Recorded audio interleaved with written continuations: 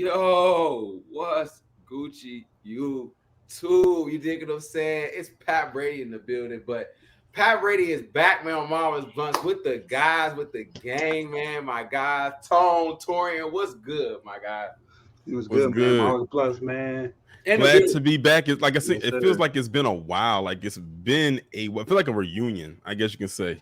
It does feel like a No, reunion you're show. We got our absolutely own right. reunion show. Nah, he absolutely right. Torian is right, man. If you haven't already, though, subscribe to Marvel's Bluntz ASAP, But y'all know the guys. We have not linked on, I think, a video since I think we were talking about. I think it was a random conversation we were having about something. We talked about Loki. I forgot what Marvel. We did something with Marvel and we talked about Loki season 2 last time. So it has been a long time since the guys have been on the show. But we are here today. I'm glad my brothers are here today. We definitely going to be back online probably way more towards the end of the year with things coming out, Loki, all those things coming out. So we'll definitely keep y'all in touch, man. But everybody, man, Tone, what's up, man? Torrin, what's up? What y'all been on, man? What's been up? Man, just getting ready for fall season, stuff on the way, preparing for that. And I'm just excited to talk some Avengers, man. I seen they just put Groot on Disney Plus, so I'm gonna check that out when I go all back in. It's the second season, right? Yeah, so I'm gonna check They that must out. have been real quiet about that because I didn't see not one promo for it. I Me mean, neither. I knew they were coming with a season 2, but I just didn't know when they were coming out with it. Yeah, Dang. they dropped that on low key. So other than that, it's just been, cooling, working. I just pretty much been watching like a whole bunch of shows. Like September is packed with a lot of shows. Like I just told you I'm watching Winning Time, the second season. The season finale for that is next week. I just started on this new series on Apple TV called The Changeling with Lakeith Stanfield. It is so good. I'm just telling you, that man I said Lakeith Stanfield is like up there with my favorite actors right now. He's such a versatile really actor. It's like I guess you could say it's a supernatural type of show. At least that's the direction that it's heading. I can't wait for The Continental, which is the prequel to John Wick, basically showing how that all got started. Then Gen V comes on, which is the spinoff of The Boys. I really can't wait for that. So and I saw Equalizer 3. Listen, Denzel can do no wrong. Let's just put that out there right now. Okay. So you like the Equalizer? I loved it. Good way to end the series because I think this is the last one. So it's a good way to like kind of end everything off. Hey, shout out to that because I mean, if we talk about me, what I've really been up to, like I told y'all on camera, I'm deep in the Game of Thrones, so I'm a part of the gang now. I'm getting into Game of Thrones. Welcome to the fray. You hear me? One thing movie that I do suggest everybody go see, the recent movie I've been watching lately over and over again is Ninja Turtles. I brought it. It's probably one of the best animation movies I've seen this year. Like, to me, it's better than Spider-Man because of it was something totally left field with the Ninja Turtles. And I think it's a great origin story that they did with these guys. And the fact that, like, I found out, like, Seth Rogen, like, half of the script was, like, improvised. You know what I'm saying? Like, they had an idea, but he wanted the kids to, like, they're kids. They actually played by child actors. You know what I'm saying? And he was like, yeah, I just let them sometimes just go do their thing. You know what I'm saying? And like you can tell on screen. So no, Ninja Turtles is definitely, I should check that out for sure. But we're definitely here today, man. I called the guys up. I was like, man, you know what I'm saying? I had an idea that, you know what I'm saying, we should rank the MCU characters before and after Endgame. You know what I'm saying? I feel like we had our favorites going in before Endgame, and then we had our favorites after Endgame. You know what I'm saying? If there are any favorites at all. You know what I'm saying? But we wanted to get right into that, man. So I want to start off with go. Oh, before we get into that, I got to ask Pat a question. Go ahead. So currently, since you're on season 2 of Game of Thrones, right? Which house are you currently aligned with? I mean, especially the North, you know what I'm saying? I think of the Steelers every time I think of like the North or whatever. Like, imagine saying for years I've seen the Steelers use Game of Thrones memes and say King of the North and not know what they were talking about. So I was like, so now that I know, I was like, oh, this is what they was talking about. Like, no, like I like the King of the North. I just feel like it's just like everybody out to get everybody. Like nobody, I don't know everybody's pure intentions. Yeah. Like with Little Fingers or Little Hand, whatever his name is. Little Hand. Oh, yeah. the dude that played the Hulk. Isn't that Edward Norton? No, that's not Edward Norton. Nah, That That's, isn't Edward that's Norton. not Edward Norton. I forgot what he's on. that's not. You talk about he Batman. does kind of look. He does kind of look like Edward Norton though. Yeah, he Or does. at least could be related, but that's not him though. His character, like, bruh, like, just it's so much around every corner. You like, oh my goodness, like, what the heck is going on, bruh? Like, even from the just beginning of a brand getting thrown, how his situation happened, like that happened. I'm like, bruh, just the fact that that's what's going on, that's what caused everything was a chain of effect. And when I think of, and I'm gonna just wrap this up, is Sons of Anarchy is a show, and I think about how on that show, one moment of the main woman in the show, what she did affected the whole show. You know what I'm saying? So I'm thinking about it like that, like how I think that Sons of Anarchy definitely took something from Game of Thrones of like the style of it. You know what I'm saying? So no, I love it. 10 out of 10 show so far. Yeah, that's cool. Thank you. Because I definitely. Sorry, I'm trying to add some light to my face. You feel me? So watch Game of Thrones. Y'all gonna get all that later, but we're gonna get right into it, man. I want to, you can go each person just go and give your spiel about I say give like a top. You could do 10, but I would say 5 just to be safe, and then we'll just go each person give one. You'll just go around. So 5 up. Dude, we're going 5 from the bottom. You can do it any way you want to. But we're gonna go before Endgame. Who are some of your favorites and why? You know what I'm saying? Okay, so we got at 5, my favorite. It was Spider-Man. I like his introduction. His introduction, like I think it like re-energized the fan base a little bit. And I thought Tom Holland brought like a lot of energy to the role because they were like, "Who is this dude? Who is this?" There's nobody. I for sure did not know who this guy was. So the fact that they got an unknown actor, I think Marvel's good at picking up people that you don't know and giving them good solid roles. I agree. I think. Wait, can you hear me right? Yeah. Okay, cool. I think afterwards, not starting at number 5, it would still be Spider-Man because I feel like his momentum continued all the way through his arc, and all 3 of his movies were pretty solid. So you can't go wrong with him. I agree. One thing I'm not even the biggest Spider-Man like buff guy. Yeah. But I give him his respect. Spider-Man came in and did. One thing I can't agree with you though, Tone, is just for Spider-Man. Just say that real quick. Being a Spider-Man fan, as much as I think he whines a lot, I do think he was probably the closest to the comics. I feel like, to be honest, like of how Spider-Man was. I can't fake when that first scene of Civil War came in and he came in and grabbed the shield. I'm like, oh shit, it's Spider-Man. We just really off that alone. It was like, hey, the introduction was perfect. It was like perfect. Movies definitely solid. Like I said, I have my gripes about the last one, but like I do feel like he had a solid 3. You know what I'm saying? But it's definitely Spider-Man. What you think, Tori? You agree? You think Spider-Man had a little arc? Yeah, I agree. I liked his introduction in Civil War as well. I definitely would agree. Yeah, and I like how they designed his suit. Like it kind of made me reminisce of the old Spider-Man cartoon, like with the movement of the eyes and everything like that. And I like that they got a younger actor to portray Peter Parker because Peter Parker is a teenager. So I thought that was good for them to get a younger actor. Nothing against Tobey Maguire, but in case y'all ain't know, Tobey Maguire was in his 20s.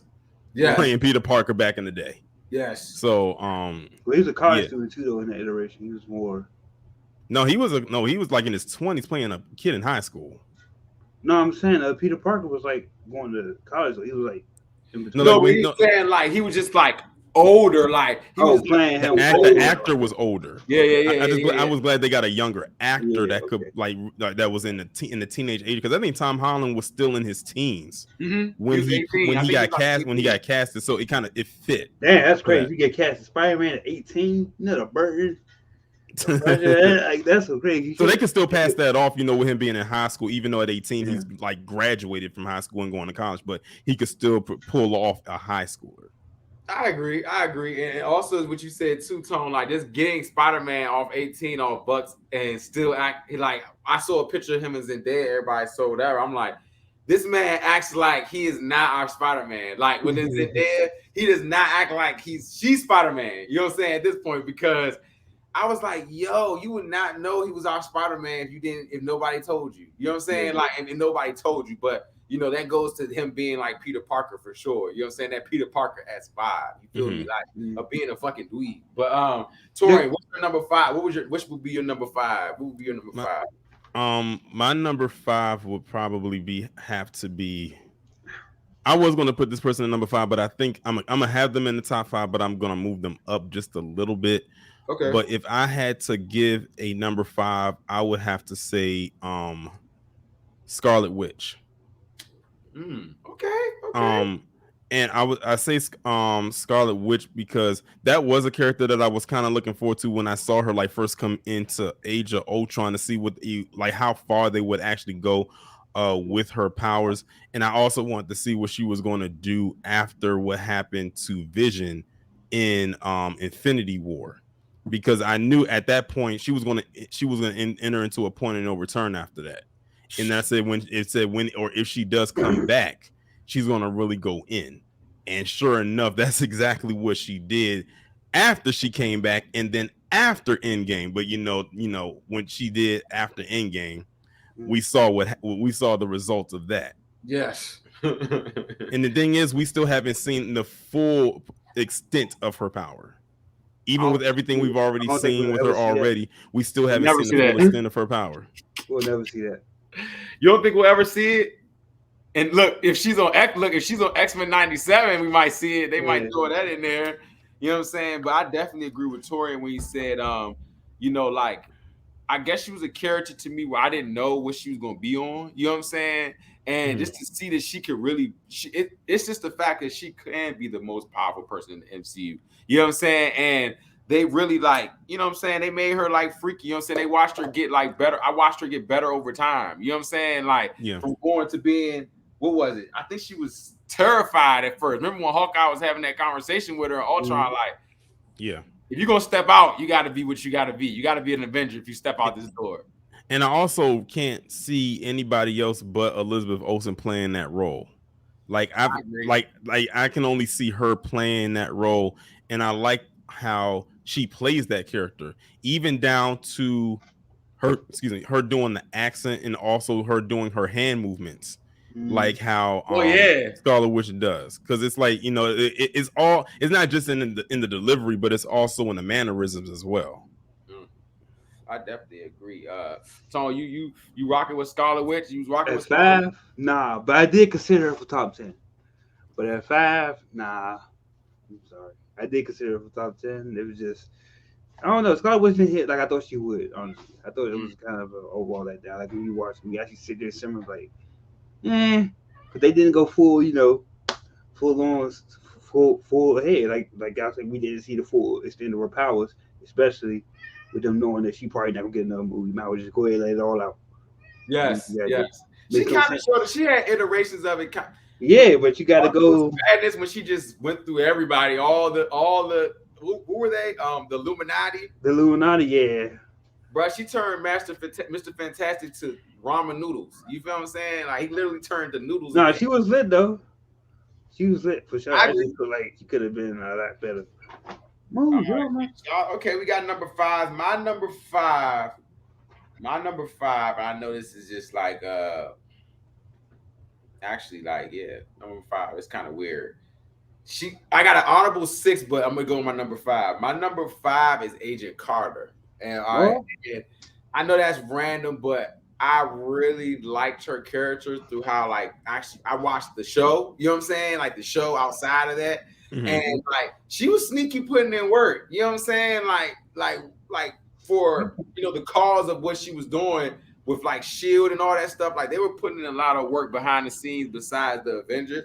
I think she doesn't really get a lot of recognition besides the fact that she was Cap's joint, you know what I'm saying? Like, but I feel like she put in a lot of work, you know what I'm saying? She stayed through. She went from the first Avenger all the way to basically Endgame, Infinity War. You know what I'm saying? Endgame. You know what I'm saying? When Cap went back in time and so I was just like, she was like one of the people that I'm like, dang, Agent Carter low key was like in the mix of like, you know what I'm saying, of the MCU, but she didn't have to be front line. You know what I'm saying? And she was still Steve's motivation, like really his whole thing until Endgame. You know what I'm saying? He found a possibility to go back. So I definitely give Agent Carter a sneaky number 5. You know what I'm saying? Yeah, not like how they used to, like, at the end of Endgame, of how that's how they decided to close that chapter out, because it was like a major callback to the first Captain America movie when he promised her that dance, but he wasn't able to give it to her because he went into the future. That was And tough. so I like that he stayed and he didn't come back until he was older, so he was able to get that dance. I was like, wow. I said, y'all want me to drop another damn thug tear after I just shed a few after Tony died? I'm like, what is going on here? Yeah. But yeah, I like how that was a very good ending to that movie. Yeah, it closed Cap's arc. I definitely agree that. And when you said a third tier, I was thinking that too. Like, I was like, because even in the first one, that was hitting kind of hard when he was like, yeah, like when he knew he was going into the joint, he's like, yeah, like save me that dance. I'm just like, bro, you're not coming back, bro. And then even him waking up at the end of the first one, and he just like in 2010, you know what I'm saying? He like, what the, and then he had to deal with it. I think in what was it? Winter Soldier. When the Winter Soldier joined. He was old, you know what I'm saying? Like literally, she was old. Like that's like she was literally on her deathbed. Yes, and she died. And so that's why I was just like, man, he had to go. That was a lot. And then like it would kind of remind me of the Notebook. Like she thought she remembered him, and then all of a sudden her dementia, she just kicked back in. She's like, what's going on? Like, you know what I'm saying? Like that was some tough moments between her and Cap, and I wish they would have had more time. But yeah, I would never think you said Agent Carter, man. Yeah, I had to think about it. I had to think about it when I was going through it. I was like, dang, who's in my top 5? And I was like, dang, I really was rocking with her at the beginning, but that's neither here or there, right? But Tony, you got anything to say, Agent Carter, before we go to Torian? I just honestly I never seen like past the first episode, so I don't when she was the Captain America. I mean, I was kind of cool, whatever. It was all right. I just feel like she was a product of like the women's movement thing, and what is she? She turned into what if she turned into Captain Britain. Captain Britain. Yeah, that was cool. That was cool. I fuck with her. I mean, I thought she was. I thought she. I just didn't. I didn't watch the show, so I don't have that much to say on her. Yeah, but her movie iterations and her appearances was solid though, for sure. I just wouldn't include her nowhere near that. And you know what? I thought about that. I was like, damn, should we include side characters? And I was like, damn, I like Agent Hill. I put Agent Hill in my top 10 before her. Agent Hill, I like that. Agent Hill, rest in peace, Agent Hill. Rest in peace, Agent Hill, bro. One second, you guys. Dang. I just realized that too, that she got rest in peace, Agent Hill, because she definitely got smoked. Hey, can somebody do number 4 before? Can I go second on number 4? Yeah, no. Yeah, I'm gonna get Torian to do his number 4. Torian, number 4. What's your number 4? My number 4 would have to be Nick Fury. I would say Nick Fury, because like he's the reason why they're all together. Like he put this whole team together. It's played by Samuel L. Jackson. I mean, like, what else could you really ask for? He's definitely an intricate part of the Avengers as a whole, and them coming together as a team. He put this whole team together, so he's definitely a huge part. He's always like, he'll sometimes be lingering in the shadows. He'll make an appearance and pop up if need be, and whenever duty calls, he's gonna do what he has to do. He's very tactful. He's very calculated. Very smart. He doesn't let anybody run over him, because you got to think, even though he's the organizer of the team, he has no powers. He has no superhero abilities, but he's going to get his people in line, and he's going to keep them in check. Right. Even when he's not there, he's there. So I would definitely have to say Nick Fury is definitely my number 4. I agree. I mean, I can definitely agree with you with that number 4, because I mean, even though Secret Invasions it didn't live up to like everybody's expectations.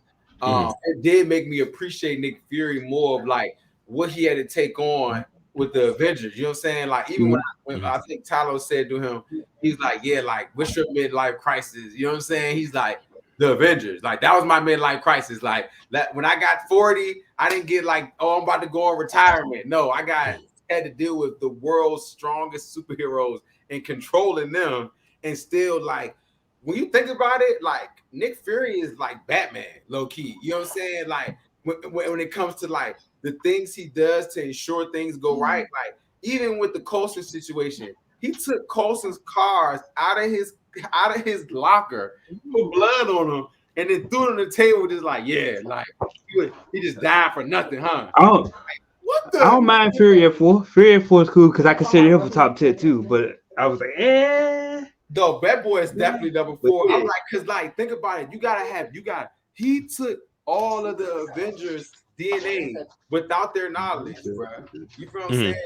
That is sickening. You know what I'm saying? Like that's what Batman did to the Justice League. You know what I'm saying? He's like, nah, I need to make sure I can take Superman down if it gets shiesty. You know, if Cap all of a sudden don't want to sign my paperwork, you know what I'm saying? I gotta make sure they can't do this, that, and the third. So I agree. I think he's a big part of the MCU. So shout out to him. what's up? She just hissed at me because I ain't want rubber. All right, so my number 4 is let me go. Let me see. My number 4. I gotta get my list back out. Loki.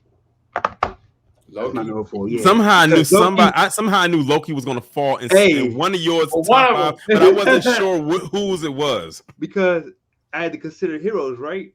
You know, I had to consider the heroes. So I was Loki actually is a hero currently. Like he had a great his character. First of all, shout out to Tom Hiddleston, because Hiddleston is like one. You know, we established this all the way from the street. Loki is Tom Hiddleston. Tom Hiddleston is Loki. Mm-hmm. So he brought that performance on top of that, and his character. He had the best character out of bro. Go from being like literally like a unwanted child to be like to be a cast off to being a villain of like 2 movies, one big team up movie. Then he had he got a solo out and that's going well. I feel like Loki as a character just keeps evolving. Yeah, man, he just got a great art. Like his story with that. His story is great, and his Miss Olsen. Loki's mannerisms. I mean, not Loki. I'm sorry, Tom Hiddleston's mannerisms with Loki and how it's done and how he plays him.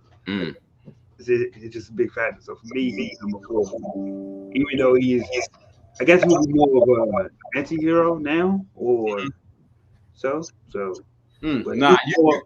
Loki, yes, Loki's a hero. We're calling Loki a hero because he's on the Time Stoppers. I mean, what's the Tom Barry? Look, I hadn't seen it. New trailer. I'm like, is he a good guy now? Yeah, like he's more. I wouldn't even really call like Loki a hero. I would probably like label him right now as the story arc is now. I would say he's more of an anti-hero.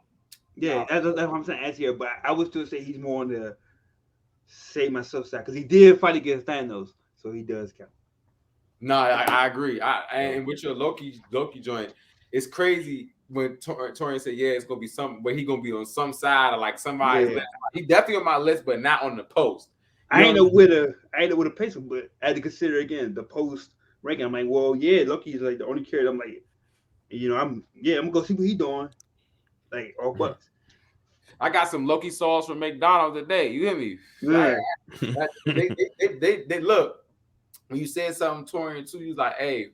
The group show, they ain't promoting that joint. It's probably because the budget is in Loki right now. You feel me? Like it wasn't in Secret Invasion either. You feel me? So I definitely, I agree with that. But my number four is definitely going to be Ultron. You dig what I'm saying? Ultron, my number 4. Like I just think about like what he logically. He really was making a lot of sense. You know what I'm saying? Like the Avengers was really the problem. You feel what I'm saying? And it's like really not his fault how smart he got. You feel me? Because, he was made for peace and all that stuff like that. And then he looks at what like is connected to peace and war and all that. And then the Avengers were just like at the center of all of that. Every time he looked at different stuff, they were in the center of it. So I felt like his villainess was like, yeah, like I know a lot of people give Age of Ultron flat. They said it was trash, whatever, but I think it was a really good movie because it was trash. It was stupid. Like it didn't make sense. Like it was like 4 movies in one. You know what I'm saying? It was like 4 different movies. They were telling like 4 different stories in one movie. Yeah. But Ultron, I definitely think he called what was going to happen with Thanos. You know what I'm saying? He warned everybody like, hey, if I don't get rid of the Avengers and do this, there's going to be worse things that happen. Thanos shows up, and all I think in my head is, dang, like in the what if Ultron's plan would have went through, he would have had smoke for Thanos. That wouldn't even have happened. They would have showed up and he would have got nothing. You feel what I'm saying? Because he would have been ready. So Ultron is my number 4. You know what I'm saying? Mm-hmm. Solid choice. I like James Spader play Ultron. I thought his character, well, I didn't give him his voice, but I thought the actual character of Ultron was more or less like the comics, and might have been depowered a little bit, but what you gonna do? So Can't OP him. but yeah, you can't OB him. You can't make him like he's supposed to be, but you gotta roll with it. And I thought he could have been portrayed a little bit better. Put up a better fight. Try to make it he look like he was gonna win a little bit. But other than that, as a character, point blank, sorry, I'm out. Mad that could be number 4. Okay, Torian. Well, this is number 3, right? Yeah. My number 3 would have to be Iron Man, and I didn't think I would put him at number 3. But I would say he had one of the best story arcs I've ever seen. Like, he literally had a complete full circle arc, and it's very rare that you can do that when you're dealing with a bunch of characters at one time, that you can't like give all your focus to just one character. Right. But if it wasn't for Iron Man, there would be no MCU. Like, he kicked it off. Like, the Iron Man movies had to be successful in order for us to even have this conversation right now. And to see where he started out to where his story ended, it's just amazing about how he just elevated. Like, it was constant growth. They didn't make him a one-note stagnant character. Like, he had layers to him. He went through things, especially since he's a character that's always been known to have a lot of stuff handed to him because of his wealth. But he actually had to learn how to work with others, work with a team, learn how to win some battles, learn how to take some losses. I mean, this man has been in a lot of life or death situations. He almost got killed by Thanos, but Doctor Strange had to make sure he lived because he was that one possibility. Going into Endgame, he was the one that saved everyone. Fact. That one moment right there literally showed the world that Iron Man or Tony Stark could be a selfless individual and not a selfish person that a lot of people pegged him for so many years.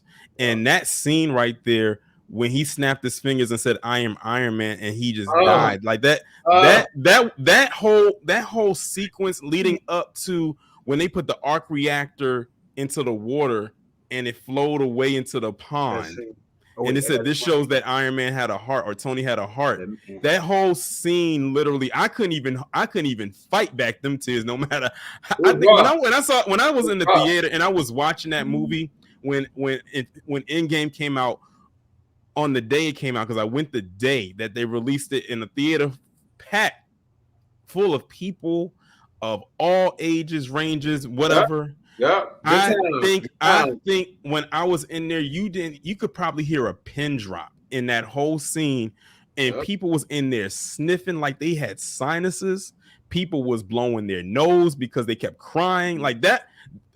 I can't even that scene right up there is up there for me when Mufasa died in The Lion King, and that's hard to get up there. Like that's almost right there for me. So I would have to say that Iron Man definitely has earned the number 3 spot for me. Okay. Hey, adding on what you said, the Mufasa thing before, I understand that completely, right? I'm going to tell you why I agree with that. That nigga died. We thought he died twice. Remember when we got stabbed in Infinity War? And then both times you was like, oh, you like, no. That first one got me. I ain't gonna lie. When he got stabbed, I literally, I felt like my heart dropped. I was like, they really going there. They going there with this. They said, oh, we really about to show y'all this about to be the end. I was like, wow, they really went there. That snap when everybody started dusting, I was like, nah. I was like, nah. And then I remember, Alessia she started crying. She was crying like shit. And then I was like, I'm good. And all of a sudden, Also, I think I heard Spider-Man go, Mr. Stark. I was like, I got a little choke. I'm like, hold up, Everybody got a little choke. Hold up, bro. Nah, he's like, y'all want to go. I'm like, And I heard that was actually improv. Like that Oh, wasn't in the script. Like it was Tom improv. Holland actually improv that Yeah. whole scene of saying, I don't want to go, I don't want to go. But you could tell Yeah. because that's why it was so good. He definitely said that. Him and cinema. Look, what is it? Mario Scorsese? Cinema. Right. No, that number 3 was hard. And Tom, before you get your number 3, I'm gonna get mine, right? My number 3 is definitely gonna be Ant-Man. You know what I'm saying? I knew you was gonna have Ant-Man. I ain't know where. I was waiting. I said it's gonna be in there somewhere. So I was like, he may be his number 1, but I don't know. But now this number 3. Now I am curious who your number 1 gonna be. So I got an idea. Ant-Man is my number 3. This dude, this story arc, yo, is just crazy. Like, I like Paul Rudd already as an actor, and like he's one of them people. Like when you said like they're that person, like how Emily Olsen and Scarlet Witch, he is Ant-Man. You know what I'm saying? Like you are Ant-Man, bro. Like when I see Ant-Man, I think of that. It got me to look into his comics. The movie got me into actually going to read a comic book about him. And so when I thought about the first one, I saw that when like I think the Russo brothers was saying like watch all the movies leading up to Endgame, like they were like whatever. So we watched that joint. I'm like, this joint good as a mud. The first one, first Ant-Man.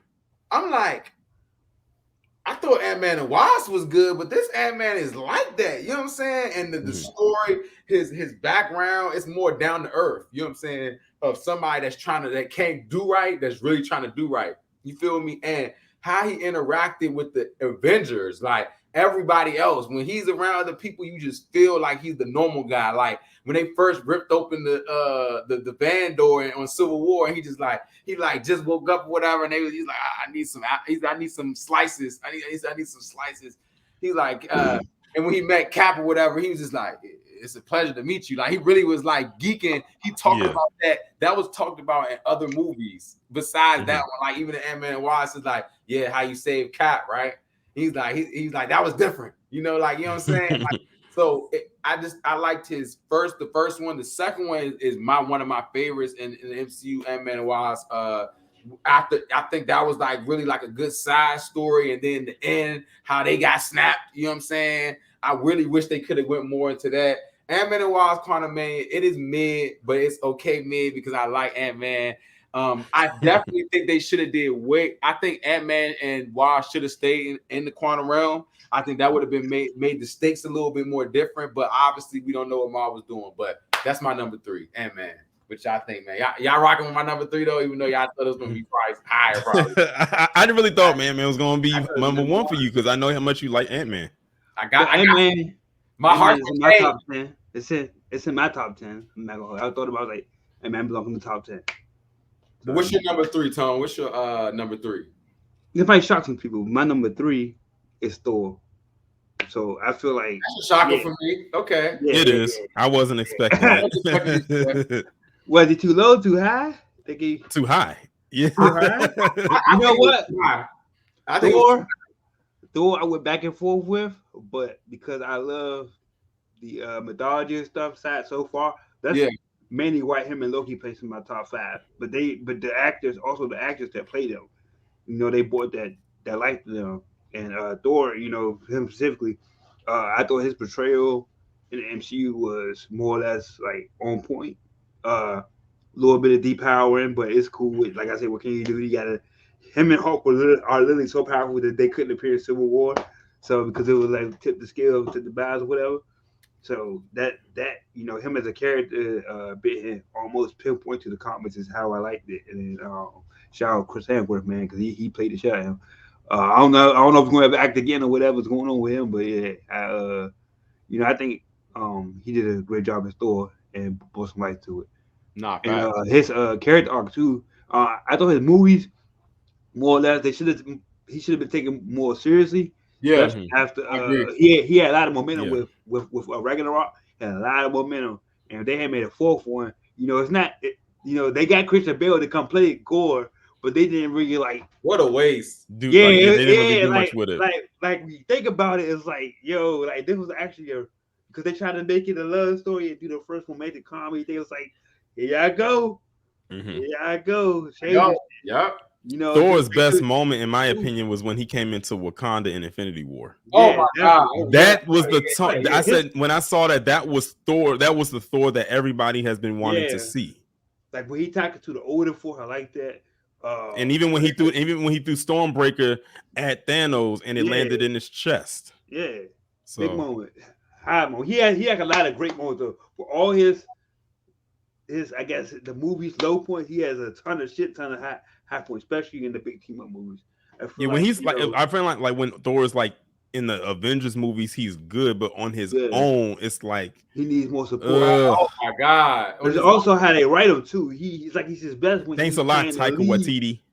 Yeah, but overall for me, number 3 would have to go to Thor, just based upon his overall importance to the MCU.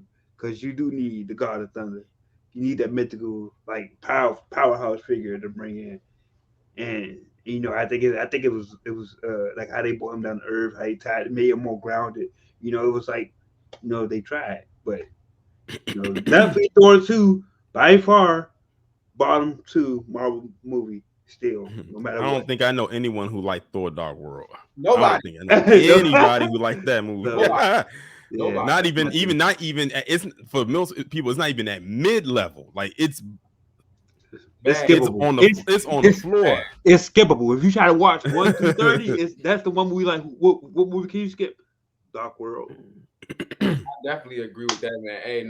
Hey, man, shout out to Marvel's Bluntz, man. We got 2 left before Endgame, and we rocking and rolling. Subscribe to Marvel's Bluntz ASAP. Y'all definitely see our lists is different from what we be talking normally on here. So y'all see we really did our due diligence in finding out who was our top. You know what I'm saying? Now, and this is all opinionated. This is not saying that this is rooted in facts. Because we all know the MCU is made up of a lot of characters. Okay, a lot of characters. It's a lot of characters. So before we go to the top 2, just a quick hitter from everybody. Name somebody that's not your top 2 that would be an honorable mention of. Name your one honorable mention. And my one honorable mention, I'm gonna be keeping a buck with you, is the Guardians all together as a whole. They're my honorable mention because they had a great ending story. I feel like they had a top the best trio, probably. Yeah, their ending was good. Like Rocket's story was definitely a great way to end off the Guardians arc. Yep, I agree. It was perfect. You know what I'm saying? Because I seen shout out to the Screen Crush. I was watching that, like he was breaking down the joints. He said about like empathy. You know what I'm saying? Like this movie was like about them empathizing with Rocket and all them empathizing with each other. You know what I'm saying? So and that's like been my thing I've been on this year is empathy. So it was just wow. Like I'm like, dang, you really feeling for Rocket. You know what I'm saying? Now you see how he is, how he acts, everything, how he acts. Like, 1, he's smarter than everybody, for real. And 2, he been through a lot of shit. You know what I'm saying? Yeah. But no, that's my quick hitter is the Guardians. What about you, Tony? My quick hitter. Let's see. It would have to be. I mean, can we include the Punisher? Can we include? Yeah, including them. Yeah, I don't know if we're including them. Okay, I'm going to say John Burton's Punisher. Obviously, because John Burton is a fucking beast. He's hard as shit. The Punisher's hard as shit. I don't care. No way talk about. Actually, I include Daredevil too, because I got Daredevil on my list, but I wasn't sure we were including them. But definitely, Charlie Cox Daredevil. Okay. But yeah, Punisher is my quick honorable mention. I didn't know we said. Oh, and Black Panther, honorable mention. Okay. That's like I feel like BP didn't really because of his death, and I feel like we couldn't really see the full scope of his Black Panther version. So honorable mention, I couldn't really include him as like a strictly movie character list. So facts. Yeah. Tori, what's your you got an honorable mention? Somebody like who? Yeah, Thanos. For sure. Thanos definitely for sure, because the whole lead up was to see what he was going to do. Everyone could not wait to get to see him with that Infinity Gauntlet and him to do that famous snap. Everybody was waiting for that to happen. Wait, so were you disappointed? Huh? Were you disappointed that it was? No. Oh, okay. His mission was fulfilled. And one thing I like is that all the movies leading up to that, the heroes always won. finally they lost. They felt like they was at a point where we don't know what to do. We got to figure something out. Like what do we do? He snapped out half of existence for his own, reasoning. And now we got to try to find a way to bring everybody back. And it actually made them like come together and put their heads together to come up with a plan to actually undo what he did. 5 years went past. It took them 5 long. Do you know how long 5 years got to be when 50% of the world is gone? That probably was terrible. Like bro. it probably felt like 100. They were going through it. I mean, if you saw how and can I throw another honorable mention in there too? Because I was getting ready to say them. Because Thanos is one of them, but my other is Black Widow. In my opinion, she was a huge part of why they were successful in Endgame. Yep. Her sacrifice was a huge part of why they won in Endgame. I don't know why people don't feel like they don't give her enough props for what she did in that movie alone. Like she was the one that was really ready to go more than any other character. Like she was all for it. She was willing to try to do anything to bring all of them back. Like really, she was, in my opinion, she was the heart and ironically the soul, because she sacrificed herself so Hawkeye can get the Soul Stone in order to complete the gauntlet. So I would have to throw Natasha Romanoff, aka Black Widow, as my other honorable mention for sure. So for me, it's Thanos and Black Widow. All right. Okay. So that was some great honorable mentions. Shout out to the honorable mentions, but we got to get right to our number 2. And Torian, who is your number 2 on that time? Pat, I know you're not. You're not gonna like this. Here we go. Killmonger. Oh my God, bro! I knew. Hey, Auntie. I knew Pat was gonna feel some type of way about that one. Yes, man. When I said Killmonger, but I gotta give my reason as to why. For the longest time, a lot of people have been asking the people over at Marvel and the MCU, practically begging them, we need a solid villain. Somebody who has a good story, somebody who has a reasoning to do why they did what they did, and also someone that people could probably understand why they're doing what they're doing. He literally captures all 3 of those elements wrapped into one person. You saw in the movie why he did what he did. You didn't really like it at first, but then you understood at the end why he wanted to do it. And I think because he, as a character, and I'm gonna kind of bring some of my my elements as far as the stuff that I talk on my channel. Mm-hmm. When you think that he is a black man, particularly a Black American man who had went through a lot and seen a lot, and he felt he got shunned because of what happened to his dad under those circumstances, and he felt he got locked out and like discarded like trash. You see why he did what he did. Is he had a revolutionary spirit about himself to do exactly what he did. To the people in Wakanda, they felt what he was doing was wrong, but in his heart, he felt he was doing the righteous thing or doing the right thing. Sure, it was extreme, in order for him to do what he did. But then again, what ended up happening? They ended up kind of doing a soft opening of Wakanda to the world. So they ended up kind of doing what he planned on doing anyway, just not as extreme as he was going to do it. Right. So, and then on top of that, even when it was all said and done, even with all that he did, he still wasn't able to get a chance to really do what his father had wanted him to do, which, I mean, he did, but he was about to die. And that was to see those sunsets. I thought that was a very interesting way to end off his character. And that last line that he gave was so powerful. That was just excellent writing.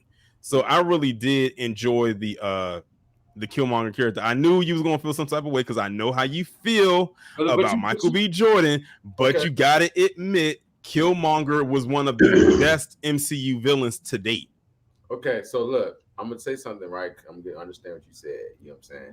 One thing that you did say that I feel like proven wrong, like he did have an actually solid reason for what he was doing as a villain. You know what I'm saying? That is Mhm. very important for a villain. They capture that. The fact that, you know what I'm saying, he still had that villainous style, but like you said, at the same time, he was like, it sounded like You could relate. You could relate to because him. like you say, he He like was relatable. I gotta break the chain of I'm being pushed to the side. No, like this is my actual right as my family. You know what I'm saying? To Mhm. represent on this throne, and I'm gonna represent it my way. Like you said, it may have been outlandish, but it ended up happening anyway. You know what I'm Yeah. saying? In turn, and I think you know what I'm saying. As corny as I think, bro, is he did do a good job at like people remember Killmonger. Yes. People still talk about his character today. Like a Yeah, lot of people even hold him up higher than T'Challa. A that, lot of people like said that they felt like he was the real hero of the movie. people wanted him to be a Black Panther and Black People Panther. wanted him to come back. Like Yeah, people was be upset Black that Panther. he died. Man, I but that understanding that, yes, I do agree. That's why I see why it's your top two. You feel me? Yes. But Tone, you can give your two and spill on that, or you can go ahead and give your two. Yeah, Killmonger caught me off guard. I'm completely caught off guard. But you have great reasons though. He has a full He circle did, story. he did. So I ain't mad at it. They just caught me off guard. So yeah, damn, that's high. Killmonger number two before after Endgame. That's more shocking than my Agent Carter, to be honest. I, this is about to say. I don't know. It's about to say. It's about to say. My two, I think it's obvious. I'm going with the big guy himself, Star Lord. Okay. I think Chris Pratt, starting with the actor, you know what I'm saying? He definitely took an underrated character, made a C-list character into an A-list character. The story, the director, James Gunn, like everything.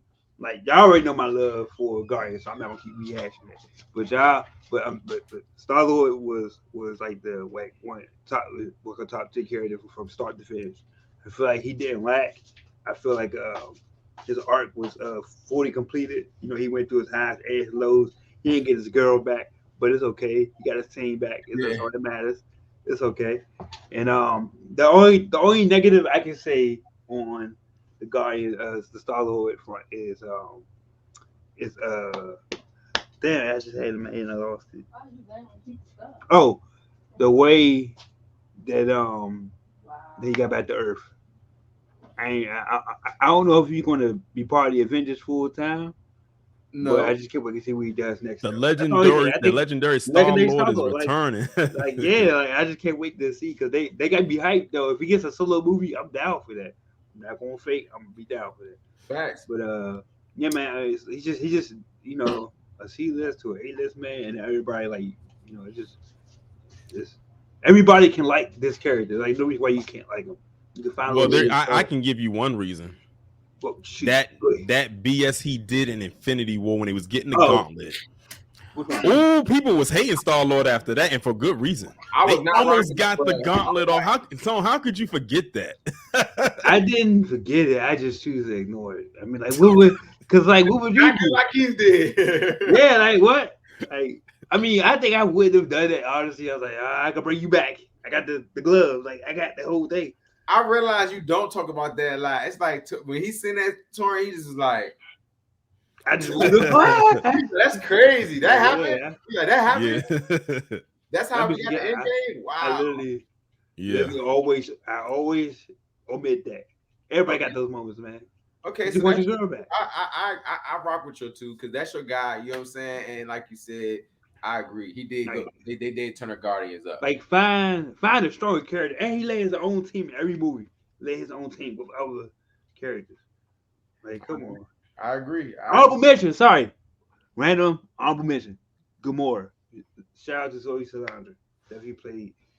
Yeah, she's killing it with the franchises. So shout out to her. She gonna stay in the franchise. She's like the Eva. She's like the Rose. What's her name? Ahsoka. Who plays? What's her name? Rosario Dawson. They're like parallel to each other because one is the TV person, and then she's in the voice actor. Like they're definitely doing that. But Tori, what's your number two? I already gave him Killmonger was my number two. It's your number two. Out, bro. It's the KK, bro. So look, my number 2, honestly, it gotta go to Cap. You know what I'm saying? Gotta go to Captain America. You know what I'm saying? Steve Rogers. I think that is probably the second best. Like how you said Iron Man, like how he had the best story arc. I think it was Cap next. You know what I'm saying? Because him and Iron Man, Tony, they became those characters. You know what I'm saying? Like Chris Evans was in, he was if people don't know, he was the Human Torch. You know what but the Fantastic Four. So for him to go from like Johnny Torch to like Cap and really do it like really change, make people forget his other character, like you're Captain America. I think he did a great job with that. I think he had he had some good villains. He had a good story. Just him and Bucky, you know what I'm saying? The Winter Soldier was probably something like that was like top tier movie. Yeah, Winter Soldier was fire. Shout out to the little background work I did. I'm gonna still claim that. And he let them alley-oop his last movie to be a movie that like set up more things with Civil War. You know what I'm saying? Like Civil War was good. You know what I'm saying? Civil War, you really saw him in something that we saw built. Like, oh shit, it's really crashing right in front of our face, bro. Like Iron Man, he coming in the Cap movie. He coming in the Captain America 3, ruining his movie. You feel what I'm saying? So I rock with that. You know what I'm saying? But I really did like Cap, and then even in the extended all the Avengers movies, he was pressure. You know what I'm saying? And even just with him just standing on what he believed in. Like, I'm not signing these accords, bro, because we're gonna give over the rights to everything. And then he had to hold it down even after Endgame. You know what I'm saying? Things like that. But I just really wish that him and Tony would have had more time to fight together. Besides, you know what I'm saying, that Endgame scene when they put at the end. You know what I'm saying? But that's my number 2. You know what I'm saying? And don't forget, Cap is worthy. He was able to get millionaire. That part right there. I hate Endgame, but that was the best part of the movie when he got all of a sudden, and then Thor was like, "I knew it." He's like, "I knew it." Because if y'all know, if y'all paid close attention when they was like in the Ultron, they was trying to he moved it a little bit. I think Cap could have lifted it up right there, but he's like holding something back. He's like, I don't want to take. And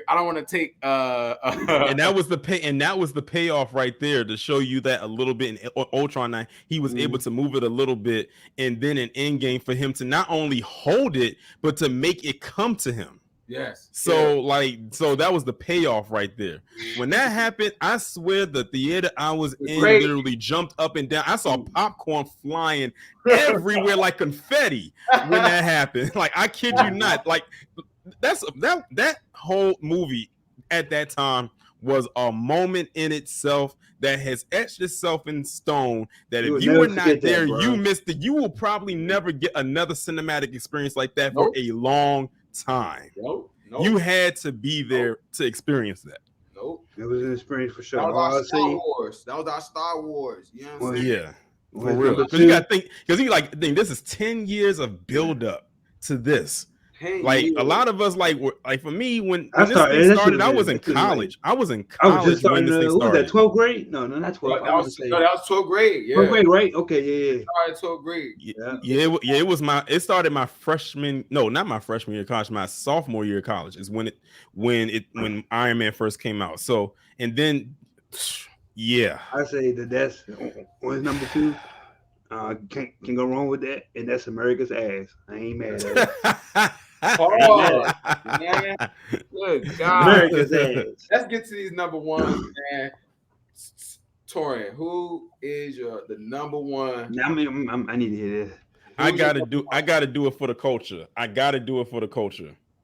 gotta say Black Panther is number 1 for me. I said when he first, this goes back to when I kept saying I want to see Black Panther on screen in a movie somehow, some way. I don't know who is going to play him. I don't know when it's going to happen. But I said, as long as I'm alive and in good health to have that happen. And then all of a sudden, I saw Robert Downey Jr. and Chris Evans on stage discussing Phase 3 of Marvel. And they're just talking. And all of a sudden, it gets quiet. Then you see the screen go dark. Then the screen comes back on, and you see the Black Panther logo.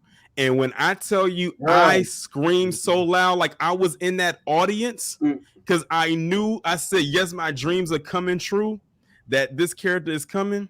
But I was still excited that the character was coming without even knowing who the actor was going to be portraying him.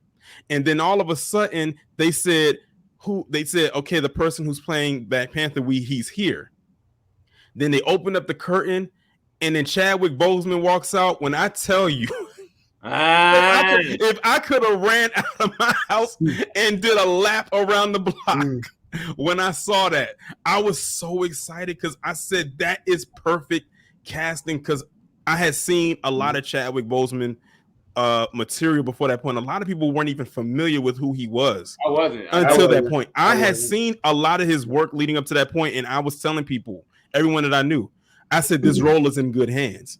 Chadwick Boseman is a phenomenal actor. If you have not seen any of his movies before this, you need to watch them, because he's a very great actor. And then when I saw that first trailer for Civil War, and I saw him running at that top speed, I lost it again. I said, even just that little small piece right there. Granted, I saw Civil War because I wanted to see what was going to happen, but I really wanted to see Black Panther. I wanted to see, because I remember when he first came on the screen and he turned around, the crowd started to cheer. You would have thought that it was a Black Panther movie and not a Captain America movie at that point. And he did his thing in there. And then when they announced they was coming out with a Black Panther movie, like when Civil War was over and I was walking out of the theater, everybody kept talking about Black Panther. When is that Black Panther movie coming out? When is that Black Panther movie coming out? And then the following year, we get the first teaser for Black Panther during the NBA Finals. And I lost it again. I swear, I felt like a little kid again. And then the movie comes out, becomes a global and cultural phenomenon. Off the one hit, like literally, you had everybody buying out theaters. You had people coming dressed up like in African attire. You had by the time the movie was over, you had everybody doing this. Facts. Everybody was doing this, yelling Wakanda forever. Remember the memes of Chadwick? No funny, rest in peace. He started getting so bad. He just was like, yeah, like he got tired. You could tell he got kind of tired after a while, but you know, it is what it is. And then on top of that, Wakanda forever. And then what makes this even more interesting is that as phenomenal and as talented as Chadwick Boseman is, he did all of this with cancer.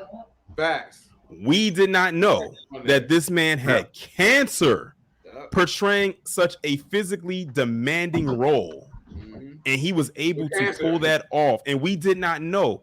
And when he died, you would have thought a political figure, a major political figure died. Like that was a huge shock, because it's like, what was going on? Because we had saw pictures of him. He had lost weight. He was like, oh, maybe he's doing it for a role. But then I was like, nah, that's not that weight. You just lose it. I think he might be a little sick, but I don't know what it is. Then we found out that he had cancer, and then that's what made him playing that role even more significant, that he did this while having an illness and nobody knew except his close friends and family. So I definitely have to give my number one to Black Panther, because for me, it was just more than just a character. It's about what the character represented. Not only was he a hero, but he was the king of the wealthiest nation that was technologically more advanced than any other place on Earth, and they were able to keep all of that concealed from outsiders, and they took care of them invaders, or as Shuri called them, the colonizer, whenever they decided to come in. So that's my number one. Hey, that's a great number one, especially you put it like that. That's how he broke it down too. So I was like, dang, I can't even think like that. That's a good number one. Black Panther was up. Tone, what's up with you? What's your number one? Isn't that obvious what number one is? Isn't that? It has to be super obvious. Of course, it's Iron Man, right? It has to be Iron Man. Oh, the father of the MCU, bro. It has to be, bro. Like this man, like literally birthed the MCU. You know, literally, man. It was from start to finish, man. His Tony Stark's impact Iron Man's impact on the MCU overall. His movies, although his movies might not have been the best, they were like you still need to. You would still have to go see an Iron Man movie just Right. because of Robert Downey Jr. Like Mhm. even with Lord, I will go ahead and say it. Iron Man 2 is one of those old movies that you can hit skip Skip over. because it doesn't really do much, but it's like just to see, just to have I feel like I can always watch an Iron Man movie no matter any time of day, like where I'm at. I feel like I can just see. I just like seeing him go into the suit, seeing the Iron Man suit come alive, seeing the Stark Vision through, like seeing it through the helmet, him flying. Like it's always a good time to watch an Iron Man movie, and I feel like even we had to get serious. When they took him out the element out of the suit, he did his thing with the little tactical espionage shit, sneaking on planes and shit. You know what I'm saying? He did his thing. He might not have had his top tier rogue list of villains available to him, but he made the best of what he could do with the big bag and the team ups. His real value came in the team ups because when the chips was down, the man with no power, but all the tech, they relied on Stark to get it Woo! done. He And get that's it why done. he's the number one, bro. Because Hey, who you can count on, Tori to make the toughest choices and say, hey, look, man, this thing, what is the world? I'm taking the world. Even though everybody expects him to go with his ego, but guess what? He does. He chooses ego while saving everyone at the same time. And I just feel like just Iron Man is always the go-to for me. Well, Now, everything like you have to agree with it. Like you, like that was my number three. So pretty much everything you yeah. said, like I have to agree with. I was trying not to rehash mostly, and like he had a great circle, like just his overall presence is still felt like who is the next like the screen charisma, you know what I'm saying? Like just yeah. your what you bring, like his aura, like start. This man is still mentioned. Now he's been dead. He's still technically dead. He's still been mentioned. Like 10 years later, he's still getting talked about, bro. Like Mhm. yeah. So Yeah. but definitely Stark for me is my number one top MCU character. I would agree. Look, I was gonna say like we can go to post after. I mean after because like you just said my number one, which was Iron Man. Everything you Oh Oh, said wow. was So all Iron Man, so the Iron Man ended up in our top five somehow, some way. All of mhm. our yeah. top five somehow, some So way. Iron Man's the GOAT. You know what I'm saying? Like I just let because like it go back to Tone said about like that also that big thing about C-list, D-list characters that you don't know about. Like I said, I just Yeah. remember knowing about X-Men. You know what I'm saying? Spider-Man. Then when I saw Iron Man in the theater, I just remember him saying like, when he was eating the burger or whatever at the end and whatever, he just like, I'm Iron Man. He just straight up was like, I'm just about to just tell him right now. And that was the first like reveal of a superhero like that. Like, Yeah. That was the epic moment right there. I'm yeah. Iron Man. Yeah. And his Cut movies off. connected like all the Avengers movies. Like his Mhm. movies were low key, like building the Avengers movies. They were coming to him about people they wanted to pick Yeah. and things like that. Like he always was greatly involved in everything. We just gotta give Robert Downey Jr. his flowers. It's just And it helped revive his career. Change. It got him out of the drink. Yeah. Like it did. like They, so Yeah. they took Because a pride with he his was on the career. binge. yeah, Yeah. he was, and they were just saying like even just the first like And second. and You know what I'm saying? also too, even though like he doesn't get talked about much. Shout out to Terrence Howard. Yeah, He took a pay cut so Robert Downey Jr. could get paid more money because believe it or not, Terrence Howard was actually the bigger name at the he time. was at the time. All Hustle and Flow and all that stuff like that. He Because he was coming off of an Oscar nomination, Hustle and Flow and all of that stuff. He had a good run, yeah, and at that time, Robert Downey Jr. was still going through legal issues and drug issues. yeah. So like they wasn't paying him he wasn't getting top billing. I put it like that, but he took a pay cut Definitely getting top just billing so now. Robert Downey Jr. could get paid more money. Look, they saw him on drugs and all that stuff. The Kevin Feige was like, perfect. They're like, you're definitely could be Tony Stark. You'll because he can relate to that role. You know what I'm saying? Just having Yeah. being a money guy or whatever. But And I don't know if y'all saw Oppenheimer, but he was phenomenal in that. Yeah. Robert Downey Jr. was I gotta very get good my at Oppenheimer. mind together to watch that one day. But Yeah, it's a long movie, but it's a good movie. all right, Paul. Hey, but listen, shout out to Barbie because I saw Barbie. I'm wild. Hey, before Yeah, you hey, are a right quick, wild one for that one. let me go through my bottom 10 right quick before we move on. Mhm. About so I got six of Ant Man, right? Six Ant Man, Mm-hmm. seven the Punisher, Mm-hmm. eight Thanos, Mm-hmm. nine I had Black Widow tied with Kate Bishop, and then number 10 I had Captain America, just cause it's Cap. And Chris Evans is like that, but as a character, so but these are just like as characters and as like my favorites. So I thought Kate Bishop, especially at number 9, Kate Bishop came in and had an immediate impact. Like Okay. she was hit. So So you actually going to like lead us into our next thing, if you know what I'm saying, which before we go, which is the after the end game, who was your character? You know what I'm saying? The who what is this? The Post end multiverse game. most so that the multiverse saga for like phase Yeah, five. the multiverse saga. So yeah, I can definitely start off with my definite five. I definitely got to give it to Loki. You know what I'm saying? Like I said, he's a character. He was a kind of a nuisance, you feel what I'm saying? Like he kind of was annoying. And then the Loki joint, like he kind of got to see like how much he really was like nobody, you know what I'm saying? And but it was funny that Owen Wilson said he was like he actually started the Avengers. He said you low key like started the Avengers, like you failing, you started the Avengers. You know what I'm saying? Like so I really like his acting in Loki, and you know what I'm saying, like even that was the best Disney Plus show, Loki to me. I rewatch it all the time, and then I'm actually eager for the second season. You know what I'm saying? Like cliffhanger at the end of the first season that had us like, oh nah, like what is going on? So I'm that's my number five, which would be Loki. You know what I'm saying? But Tony, who's your number five on you after Endgame? number Please don't say five, Chi. huh? Please just don't say Shang-Chi. Nobody, please. Nah, nah. I'm gonna say Loki too because he's still one of the few mainstays from the holdovers that keep us going. And you and I got and Tom Hiddleston, like I said, I can expect good stuff from him at the minimum. I know he gonna do his thing. So he's number five for me also. Torian. This is gonna be a controversial one. Oh God, he gonna say She-Hulk or something. Oh hell no. It's gonna be She's not Shang-Chi. even in the top 20. Shang-Chi. So not even, yeah, nah. But for me, number 5 would be Ms. Marvel. That's why I said that. So that's why I said it was controversial. Now, the reason why I'm saying that is because I really did enjoy the show. And I always said one of the main things I liked about the show was the family dynamic. Like it was a very grounded show.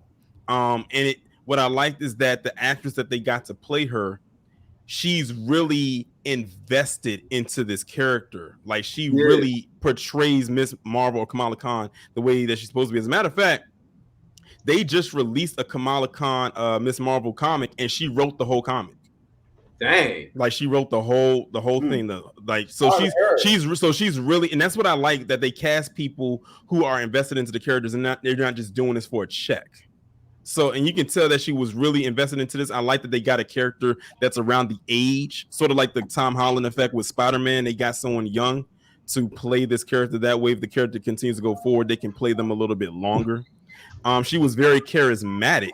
Like I was like really like pulled in, and I like that they had a very good story built up for her, leading into her going to be, in the Marvels.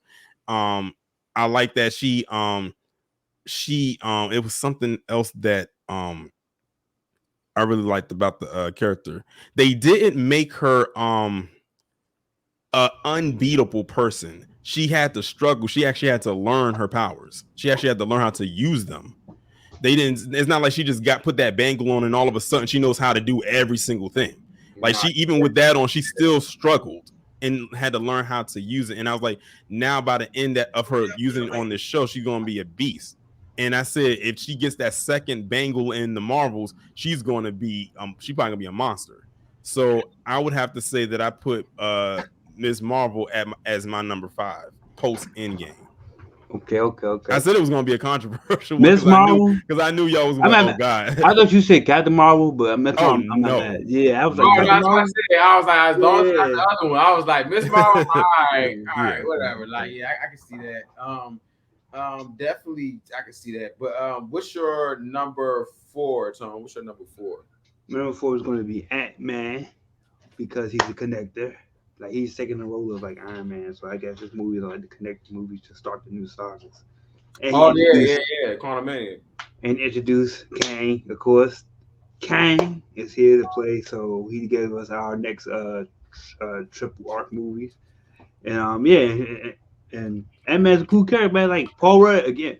These actors taking these C-list bombless heroes and moving them up to A status, man. And they doing a great and giving like life to these characters that you thought like nobody would actually like. The dude that has powers with ants. He don't even have powers. His suit gives him the technology to communicate with ants, so he doesn't even have powers. Also, you got to take that into consideration. So, yeah, for me, Ant Man, and he funny as shit. You can't go wrong watching an Ant Man movie, literally. No, you can't. Literally. Paul Rudd just carries. I'm sorry, he's like a hyper carry. Like, dude's good.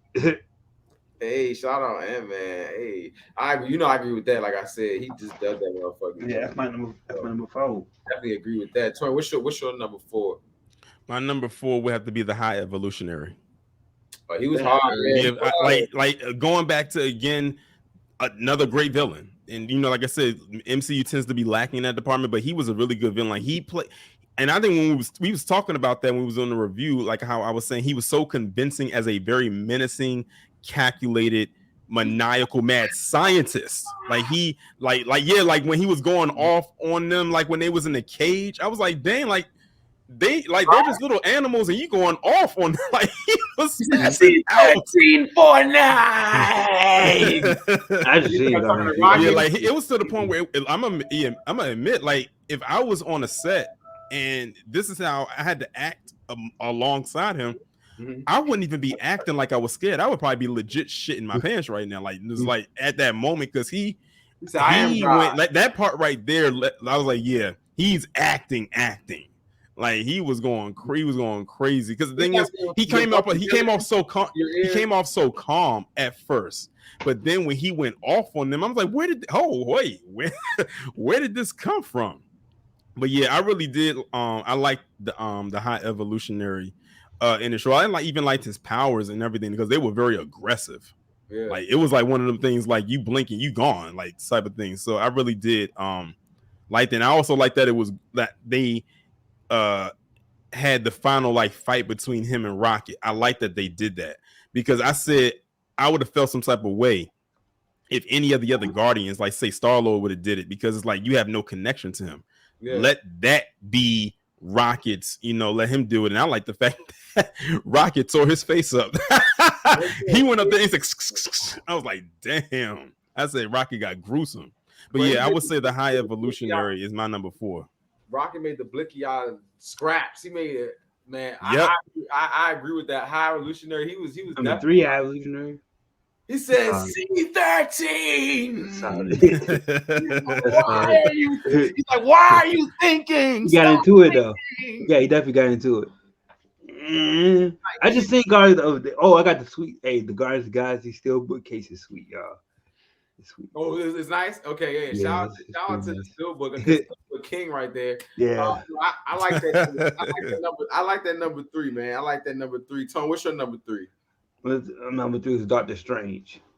I'm going to put Doctor Strange over there because even though it was mostly a Scarlet Witch movie, I think just Doctor Strange been another connector, like a holdover from the original, and prepping like the next wave, and and him. I thought his last movie, I thought he got to show a wide range of powers, and that's basically what I wanted to see from Doctor Strange. And I wanted to see him going to his bag because he got a bag. And he's coming back with a bigger bag. Yeah, he's still coming back. So I feel like he's about to do like some. But he's still not the Sorcerer Supreme. Yeah, like, when is that gonna finally happen? I think he about to finally get that title, and then he'll go off into the sunset, and we'll lose him. But for the most part, he said we'll lose him. Yeah, we're gonna lose him. But his special effects and like the way his character has like evolved. Again, Beardrick. Coming back, taking Doctor Strange, who's I think he's very like B-level, but he's rising them up, and making these characters that people that you think people wouldn't want to go see or be interested in, and giving them like a huge huge boost and doing great. I agree. I definitely agree. That's Doctor Strange. Doctor Strange is definitely there because he's also involved in like the aftermath. So he counts, right? He counts. Yeah, his big having a million reasons and shit like that. It was like, bruh, fine. Especially Zombie Strange. Zombie Strange. Tough. And I like, and you actually, well, I'll say mine. My number three, because they are my number three. My number three is What If characters is Thor and Doctor Strange. Are we gonna include them? Characters. The series as a whole. The series as a whole. It's just after Endgame. So I really like Thor. I like the Thor on that episode. You know what I'm saying? When he had like the little planet or whatever. I really like that. I really like all that. I think I would put What If like literally all their characters for real. I really did like what they did with those characters. They didn't really have a bad episode. I'm kind of upset that they took out the Gamora episode. It was supposed to be with Tony Stark or whatever, but they said they're gonna put it in the new season. So it's gonna go to the next season. But I had fun with What If, but I really like Doctor Strange What If. You know what I'm saying? Because I feel like that was the only one that was brought into like the real life kind of with at the end of Multiverse of Madness, Evil Strange or whatever. Like, you know what I'm saying? Like that was dope. You know what I'm saying? Even the fact that it's just that episode when he was just really like trying to bring her back. He was doing all these different scenarios and she was dying. I'm like, oh no, I like this version of Doctor Strange. You know what I'm saying? And I like the I like the after version, but you know what I'm saying? I'm eager to see what he's gonna do after that. But that's definitely my number three. You know what I'm saying? And as you know, before we get to number two, we gotta give you an honorable mention. So my honorable mention is this person. I'm gonna give my honorable mention. It kind of sucks because I don't like her in the movie she was in, but I do like her. It's Yelena, Black Widow. Black Widow. Yeah, I liked her character. I like how the person who's playing her, you know what I'm saying? Like, I really think we got to see more of her personality in the Hawkeye show, you know what I'm saying? I like how she was going back and forth with Kate Bishop, and, you know, she really is about to take over that Black Widow mantle, you know what I'm saying? And to bring something new to Black Widow that, you know what I'm saying, we haven't seen. Thunderbolts. Yeah, the Thunderbolts. And hopefully her and Bucky, you know what I'm saying, Bucky be like, look, I ain't Cap, you know what I'm saying? You know, I ain't waiting for Peggy. You know what I'm saying? You know what I'm saying? I'm the leader of the Thunderbolts, you know.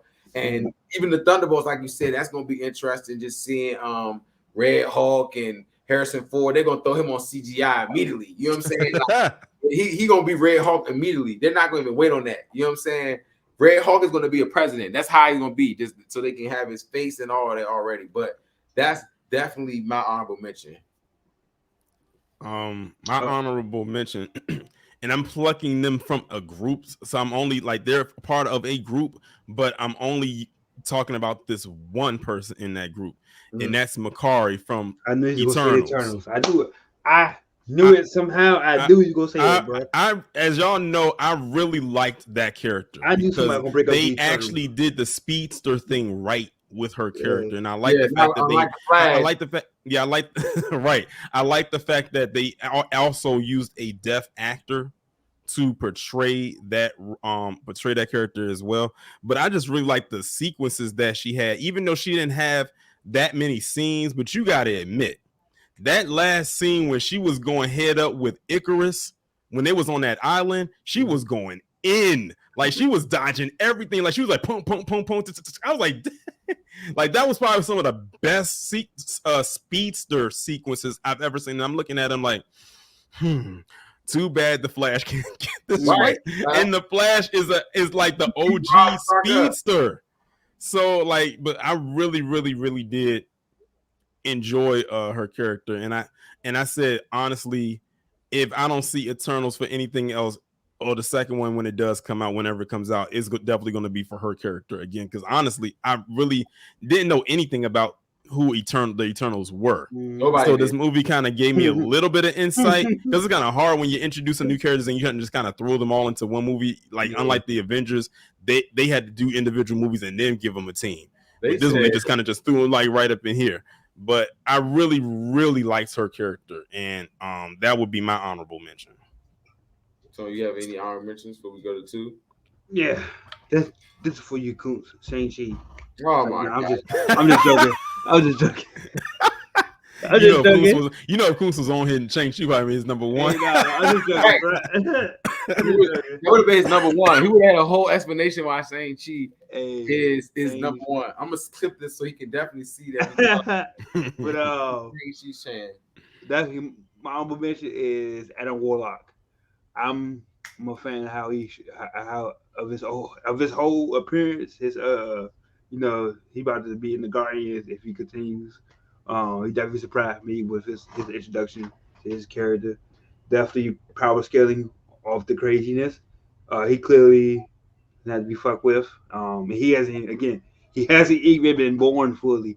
He's still a baby. He's technically still a baby. He's still a child mentally. He's still a child. He's not even an adult form. So yeah, I feel like if he's going forward, he's supposed to be like the new leader of the Guardians eventually. I hope I expect to see good things from and Warlock. So looking forward to that. The space stuff keep going. But yeah, cool. Shang-Chi for you, buddy. Got you, cuz don't worry. Get your honorable mention. To number two, man. My number two, man, as we end it down, is definitely going to be Hawkeye and Kate Bishop. You know what I'm saying? Man, Hawkeye was cool in the first half, but he was better in the second half to me. You know what I'm saying? Especially with the Hawkeye show. Kate Bishop, I mean, I'm just excited to see what she's gonna do. I'm Haley Stanfield fan, you know what I'm saying? Yeah, now, I always mess with you. I said you about to start the Haley Stanfield fan club. I can't wait to see her again. Excuse me. I'm sorry. But I'm just saying, like, she I really like how she really like Hawkeye for who he was. You know what I'm saying? Like that really inspired her as a kid because she actually seen him do something that, you know what I'm saying, that it was personal to her. So when she seen it, she was like, no, I wanted to be you. You know what I'm saying? And so to see their dynamic and their show, that got us to the holiday times. I think that was a good little holiday show. You know what I'm saying? Even the finale, everything was good. You know, even though Kingpin, they turned him into it was like probably Mickey Mouse inside of that joint. Like, you know what I'm saying? Because he was just like, because the mouse owns Marvel. So yeah, it probably was. I was so sick about how they just turned him all the way down. But I'm excited to see where she gonna go if they don't just scrap it, because even when you said Shang-Chi, what has he been doing for 2 years, bro? Nobody knows. They still at the karaoke bar. Like, they made him seem like at the end he was about to be in the mix. About to be that dude, bro. For checks, you know what I'm saying? And I'm like, wow, he's not even in the Marvels. You know what I'm saying? He's not even in the Marvels. Like, you know what I'm saying? So they probably forgot about him. That's my number two. And we go, Tone, what's your number two? My number two is Kate Bishop. I thought she had a strong impression on her Hawkeye show. She definitely made archery fun to watch. Her and Clint Barton. Not to say that Clint Barton and Trey Ray didn't do a good job, but Kate Bishop definitely bought the fire with that. She carried that show. So definitely give her props because it was. I wasn't expecting nothing from it. When we did our preview shows, I wasn't really expecting too much from the Hawkeye series because like we just shoot arrows, blah blah. But it actually made it. It's one of the best TV shows that they have on Disney Plus. So shout out Kate Bishop and Hawkeye. That's my number two. Hey, Tori, what's your number? What's your number two, man? We getting closer to one, so I know one gonna flip. My number two was Kane the Conqueror. Oh, okay. I really did. I had Kane, but I really like the way that this was a character that I think a lot of people were looking forward to. I think because a lot of people weren't looking too much forward to the next Ant-Man and the Wasp movie, but they were looking forward to Kang the Conqueror. Like, let's be real here, a lot of people were looking forward to seeing his character because of how he left us hanging as He Who Remains in Loki season 1. So we was really all looking forward to seeing how he was going to do it. And of course, like I have, no issues. Like Jonathan Majors is going to act his way out of a brown paper bag no matter what. So like he like really definitely carried that role. And I think I'm just looking forward to seeing the other variants based on how the post-credit scene did. And then of course we know one of those variants, Victor Tomley, is going to be in Loki season 2. So yeah, he's the reason.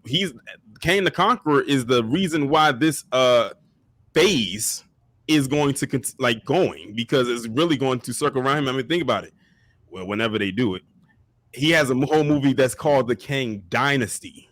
Like, so, you know, and then Secret Wars is going to come after that, which I'm sure he's going to have a part in that too. So they have Loki around as long as possible. He gonna be Loki too on like half. Yeah, as another variant. So yeah, that's so Kang the Conqueror and all his variants. Is my number 2. That part was crazy.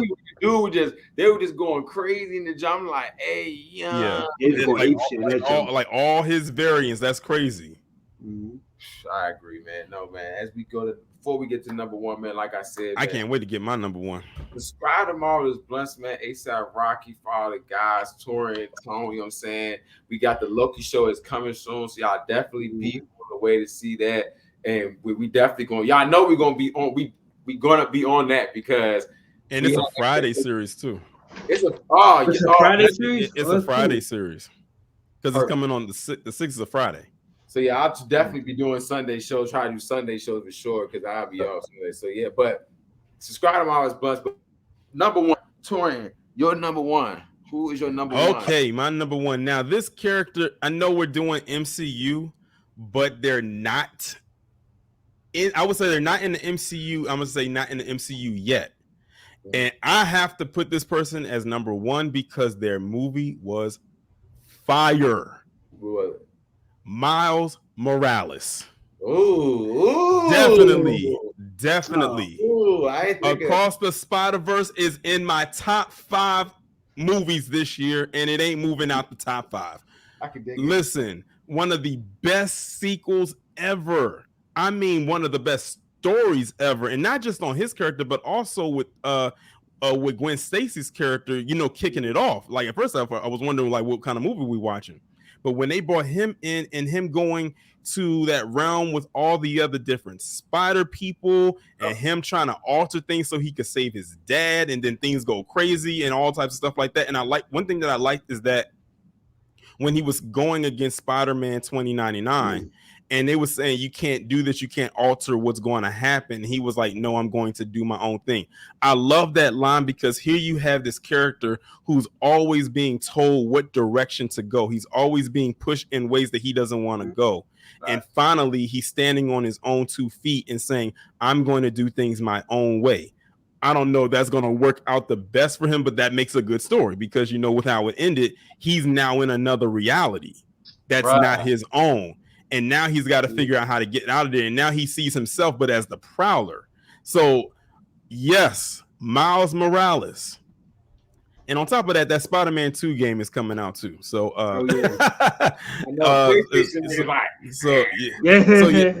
I would definitely say Miles Morales is definitely and I can't wait to see if they'll ever do a live action version of his character, and who, if they do one, who would portray him. I have a few candidates in mind, but I don't want to say too soon. I want to see what they're going to come up with. But yeah, and I'm looking forward to the final one, which will be called Beyond the Spider-Verse. Unfortunately, because of the writer's strike, it won't be coming out next year. It probably won't be coming out to like 2025, but that's fine. I can be patient, you know. I'm definitely looking forward to it. And let's be real here, the animation in that movie is just some of the best. That's why we need them to get paid. We get back on these shows, right? I already offered up some of my check. Get them people some money, man. Yeah. But yeah, I would definitely have to say Miles Morales is my number 1. They make all that money, man. Don't give the people the money. They make all that money, you know. It's crazy. Exactly. But Tone, what's your number 1? Who's so my number 1's actually tied. So 1A is Daredevil. Same She-Hulk. Yeah.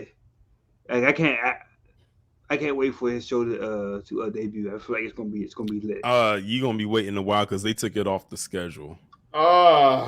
Well, there goes about one. They took Daredevil off the schedule and Ironheart off the schedule. I'm not surprised at Ironheart because she didn't have a good showing. I'm not surprised at that. I don't think she got the reception that they hoped for. That they wanted. Yeah. I already knew that was gonna get scrapped. I'm not gonna hold you. I knew it was gonna get scrapped. I'm shocked that Daredevil. So that brings me to my 1B. I I had to agree with Torian. I like this because number 2 is kind of crazy. Number 1 is definitely Kane the Conqueror. Come on, man. I am Kane. Like, once you heard that line, shit, business just picked the fuck up. You know what I'm saying? About to get 3 movies with this dude. All his friends are out there. Like he's the end game boss. He's a worthy end game boss. So I'm excited to see Kane out there doing his thing, and I'm looking forward to Kane Dynasty. And there's this episode, so I'm kind of wondering, there's this episode on the animated Marvel's Assemble, the Kane episode. I wonder if they'll somehow implement that with the Dynasty. They definitely be using a lot of stuff from that show. Yeah, like with the giant Accelerator 2 and his wife. I wonder if they're actually going through his backstory with his wife and stuff as to why he's really going through time. He got a lot of depth, so I'm excited to see them explore. Hey, you said something about that too, just real quick. I was watching Spider-Man Unlimited on Disney Plus, and the first season they're in is the High Evolutionary is the bad guy. They're on their planet High Evolutionary. I'm like, dog, all this was just in Guardians, so they definitely cool. They be biting. Man. But no, that's a good number 1. You know what I'm saying? I have some great number 1. I'm mad about that there though. I was looking forward to that they were born again. Yeah, I think they announced that last week. Damn. It was one of those blinking you'll miss it type of deals. Damn. So look, my number 1, I'm gonna go ahead and just say is Moon Knight. You know what I'm saying? I definitely think Moon Knight was a solid show. You know what I'm saying? How Oscar Isaac played 2 people. Yes. Steve and Mark, like that was the best part of the show. You know what I'm saying? Like him. Oscar Isaac acted his ass. Oh my goodness. He showed. I said if people didn't think that Oscar Isaac could act before, you need to watch Moon Knight because he played 3 different characters, and this person literally had like multiple personality disorder and played them so well and so differently that you would think that it was a different person playing each person, but it was really the same actor. Man, I totally agree. You just said all the reasons I said. I was like, dog, he did that. Not John. Go ahead. I had Moon Knight in consideration for top 10 too. Just in general, top 10. I thought that's strong impact, but I had my number 11. I'm in 11. Now I'm telling you, like, I really like the whole Egyptian type thing. Yeah, the whole vibe. Yeah. Definitely Moon Knight, definitely top tier show for Disney. Yeah, it was a really good show. Yeah. That was something I think that I mean, people talk about it, but it's definitely slept. It still gets swept under the rug. Yeah, slept on. I like, you know what I'm saying, this the whole aspect of them, like when Tone was watching the show, he was saying like how they have real Egyptian gods. They had like real Egyptian gods. They mentioned certain things that you would only know if you knew about Egyptian mythology and things like that. So I really like that aspect, and I'm really excited to see what they go. Like Mr. Knight, I like Mr. Knight, and then like even like how he became with Khonshu, you know what I'm saying? Like how he became Moon Knight. That episode was dope when he's like, "Be my Moon Knight." He just like, and not just Spawn, right? A little bit of Spawn. I'm thinking about him. I just a little bit of like when he chose to become Spawn. When that Moon Knight, when that cake comes out, and when he was just like, I just wish it was more action in it, but but I know they wanted to push on the acting front. So no, that's my number 1, man. That's my number 1. Man. I ain't mad at it. I even liked how he transitioned into his costume, like how it just like wrapped like mummy wraps around him. I like how they did the effects of how they did that. Man, top tier Marvel, man. But top tier. Shout out to the game, man. We just ranked the MCU characters that we rock with before and after Endgame. You dig what I'm saying? We just went through the whole lot. And before we go, I know I'm gonna let y'all say, do y'all have anything to talk about before we go? A quick blunt talk. They finally dropped the teaser for Aquaman 2. I was gonna say that. They finally dropped it. The thing is, when they dropped the teaser, it really was just a teaser announcement that the trailer's dropping like at the end of the week. That's how you know they scared, Tori. They were like this. There's like this. Everything is just looking shaky right now. They was like, just throw it out there. This is part of the Gunverse. Aquaman. No, it is.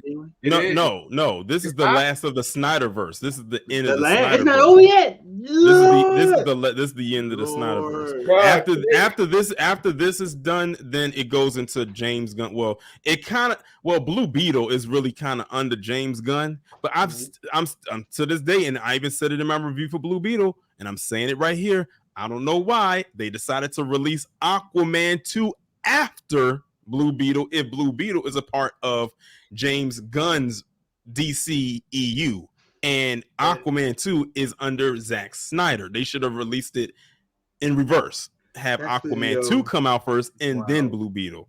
I listen, I'm not running things over at Warner Brothers Discovery. I don't know what type of drugs they doing over there. But that's a question that has yet to be answered, and I've been asking that question since they released the slate earlier this year. So, and I still have yet to get a valid answer.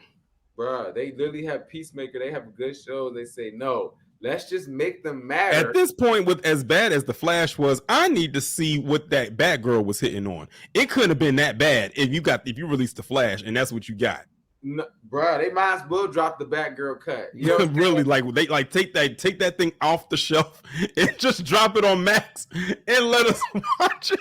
I know we all have our differences about the Snyderverse or whatever, but at least the Snyderverse was actually kind of good, bro. Like it was actually. If you think about it, it was good. It was okay. The Man of Steel definitely was like that. I will say that I enjoyed Justice League more when they released the Snyder cut of it. Yeah. I mean, because I could watch it everything because it was so much. It was like a 4-hour movie. Like I was gonna sit there and watch 4 hours all at one time. But what I am looking forward to though from Zack Snyder is Rebel Moon. I am looking forward to Rebel Moon is like Star Wars on crack. I like that joint. That's literally what it was, because Zack Snyder had went to George Lucas saying he wanted to make a Star Wars film, but they ended up not doing it, and they gave us that crappy sequel trilogy, because literally that's what Zack Snyder was going to do, was his own version of a sequel trilogy of Star Wars, and they turned it down, and that's what we ended up getting. So that's why you see the Star Wars type of elements in this Rebel Moon. Mm-hmm. That's why I don't like Zack Snyder now, because he be doing shit like that. Because he be just like, yeah, I'm gonna just go make another one called Rebel Moon. He's gonna call it Rebel Moon, and Netflix greenlit it. So yeah, because it looks like something that should be in the theaters. Right? Like based on that trailer, it looks like something that should be like a theatrical release. But I'm fine with them putting it on Netflix. Okay. And they split it in. I think it's a 3-part movie, but they've only announced the first 2 parts. The first part comes out in December and the second part comes out in April, and they don't know when the release date for the third one is going to be, which we'll probably find out when the second part comes out. Oh man, you know, Zack Snyder has to do his stuff in sagas. He just can't release it just, you know, as one. That's just ended off with that topic, just the fact that Aquaman 2 is coming. That's just crazy. I'm not looking forward to it. I told people, if Amber Turd Heard is in this movie, I'm not watching it, and I'm standing firm on that. I've been saying that for like the last 2 years. I said, if she's in this movie, I'm not looking forward to it. Her in there real quick, right? They're gonna try to store in there real quick. We're not rocking for that W. Tone, you got anything? I know you just almost melted because Torian just said something about Spider-Man 2. So you know what I'm saying? You got any? Spider-Man? Nah, I mean, you excited? Spider-Man 2. Okay, right? I haven't seen, huh? You on 2K? I got everybody this year. Everybody in my group chat. Cosplay. My man who hasn't had 2K since 2K14 got 2K. Yeah. It's lit. Yeah, everybody who we show now because it's cosplay. I'm on the 2K. We not preseason mode right now. Trying to get our team together. Also, I didn't mean to cut you off. Go ahead. Oh, well, I was also looking forward to Dune 2. I think that's still coming out. It got delayed. Okay, so I'm not looking forward to that. So I want to think that strike again. Hey, this strike is killing me, bro. Like, you got delayed. But I will say that I pick back on what I said about the Flash. Me and my girl watched that on. She was ass, buns. I'm so like you. How you have all that budget and your CGI looks like that? Now, mind you, I still have not and will not watch it. I've only seen clips, and I said that CGI was outside of them making 2 Ezra Millers as if they needed 2 of them. What the fuck was up with Supergirl, bro? Oh my god, bro. What was Zod doing, bro? I just had so many questions. You don't even need to waste your time saying the whole thing. You really Oh, I don't. don't, and I won't. Listen, I know it's on Max now, and I'm not. Listen, I'm not. They might put it on the front page, but I ain't clicking on it. We stopped it midway, came back to it like 2 days later, bro. Still ass, bro. I just don't know. Nah, yeah, Then the that's probably one of the cameo, like the best probably part one of of the the movie worst was movies that came the out best part this was Michael year. Keaton. That was the best part, bro. Yeah, Imagine the Barbie movie has to be your saving grace because your 3 DC movies flopped Is Barbie this coming year. on Max? Shazam 2, The Yeah. Flash, and Blue Beetle. All of them equaled I up. ain't Didn't even make all of them total together. Didn't even make Barbie's domestic total. That's terrible. Barbie, they dropping it back. Look, they didn't take Barbie so seriously. They dropping it on IMAX next month, like because they wasn't on IMAX. It had no IMAX screens. It had no IMAX. So they about to make more money because women are going to go right back out in their pink hoodies and their pink jackets and go right back and watch it and watch I it don't even know what IMAX is, and all of a sudden it's gonna be so loud. They be like, "Girl, I seen Barbie. It was so clear, girl. It was so loud, girl." I'm telling you, look, they're gonna go right back, and then look, it's gonna be come out like when it's fall time, so they're gonna take the kids and go look. Yeah.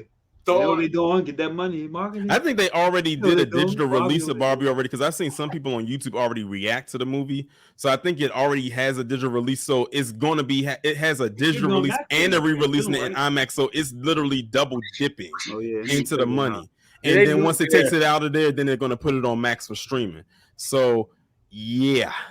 Okay. Imagine that Barbie and Barbie is now officially the number one, the highest grossing movie of the year so far. It eclipsed Super Mario Brothers, which was number one. Yes, motherfuckers. So Barbie now it's number 2. But either way, imagine that the 2 biggest movies that came out this year. Well, Barbie, to my knowledge, wasn't a kids movie, but they tried to make it tailored to kids, but it wasn't a kids movie. But then you had Super Mario Brothers, which was like a kids family movie, nostalgia movie for us because we grew up on that and Barbie we still enjoyed it. Yeah, like low key, even though you didn't go see it, we know who Barbie is for our whole life. You know what I'm saying? So Barbie's gonna release on September 22nd. This article I just looked it up, but the digital junk come out tomorrow. Like the movie at the physical come out tomorrow, but the Barbie that's gonna sell. They're gonna shrine that like Hey Arnold in the closet. You know what I'm saying? Like, oh man. Yeah, that's gonna be. Oh my goodness. I'm gonna check that one out, man. Shout out to the movies Warner Bros. Getting saved. But before we go, man, get y'all spill, man. Before we go, man, get y'all spill. Appreciate the game. Glad to be back up here. It's been a while since we've all, come together and have this type of discussion. But like you said, Loki season 2 is on the way back. So we're going to be definitely talking about that. Can't wait for that. Yeah. I like that with the final trailer they released, it was only 45 seconds and didn't really show too much more than what we've already seen. So I like that. So that keeps me, looking forward to it. I'm currently watching Ahsoka on Disney Plus. I'm glad that they have the show coming on at 9:00 p.m. Eastern time and not at 3 a.m. in the morning. Yeah, like they like to do. So that's at a time that's conventional for me. That I can watch it before I have to go to sleep. But yeah, like we shall see. The strike is still going strong. They said we ain't budging. We are not budging. I got a question for y'all. When do you think the strike is ending? I said November. I say like honestly, maybe it might go to next year, bro. I'm not trying to. They stand firm. But it'd be nice if it's November. But I would say January, February. They might be like, all right, we need to pay. Woo. Maybe before that. I don't think it's smart. Tori, it'd be really nice if they just go ahead and pay them people, bro. For the streams and all that stuff on the side. That money, bro. Because I was actually looking into like the strike and all the stuff like that. And of course it's like with the streaming, they don't get residuals from that, like opposed to like network television. Then a topic of unregulated AI was something that was heavily talked about in there, about using their likeness one time and paying them just one time for it, and then they get to use their likeness over and over again and not pay them each time, which means they can basically use it however they want. Right. So yeah, no, we ain't rocking with that. Because that affects a lot more than y'all know. You feel what I'm saying? Like pay them pay them their extras off the side, all that like that there. So we definitely support that on this channel. So definitely pay them peoples. But no, shout out to Torian, man. Yeah, we definitely gonna be back for Loki season 2 tapping there. Tony, what's up, man? Yeah, man, I'm just it's cool coming on with the guys again, talking some good old MCU talk, man. Yeah. Definitely pay them people. I'm enjoying Starfield. That's a W for Xbox. Don't have the reviews for you. It's a W for Xbox. And yeah, man. MK1. Yeah, man. I got this. I've got to order this, so I'm gonna show you. I forgot what it's like months ago. I forgot about this shit. Let me just pop y'all. Hey, got the I Michael forgot all Jackson about this bad. joke, man. You know, it came like a week ago. Like, what the hell? This is officially like the last pop I got, bro. So dang, yeah, crazy you had yours in the cut. Shout out to my big bro. This joke, wow. My man Bean was out of town and he was at a store that had Funko Pop, so he got me this right here. Oh, nice, the Nightcrawler. Oh yeah, that was sweet. Oh, you got the PX out there, that joke. So shout out to big shit. What are you doing, bruh? He's going Bamf. Oh, okay, I see. Okay, he's going his got the emote on it. You know what I'm saying? So shout out to the game, man. No, shout out to everybody that tuned in tonight, man. Shout out to Torian, shout out to Tone, man. Shout out to Marvel's Bluntz, man. Appreciate all the love, man. Y'all know, man. Check this out. It's gonna be definitely clipped up. We're gonna have different parts of this, so check this out tomorrow. Thursday, it's Blunt Talk, Tiff Star, HBB, Hotbox Boys from Orlando. They're gonna be on Blunt Talk, and yeah, definitely got some wild stories. I'm gonna be on there because I chill with them in Orlando, and we had a wild time. So I'm gonna mention some of those. So shout out to everybody rocking with us, man. Follow my boys on everything, man. Like we said, we will be back in October for Loki. And you never know, we may just pop out just because and go see the Marvel, just to see each other. Not even for the Marvels. You know what I'm saying? I wouldn't even be going to see. I'll be honest, I'm going to see it for Monica. And Ms. Marvel.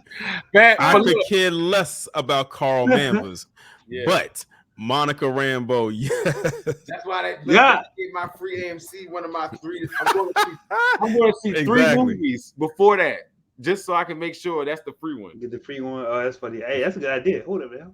You know what I'm saying? But man, if you haven't already, man, subscribe to Marvel's Bluntz, man. Follow Torian everywhere. Follow Tony everywhere, man. And yeah, man, we out. Peace. MCU.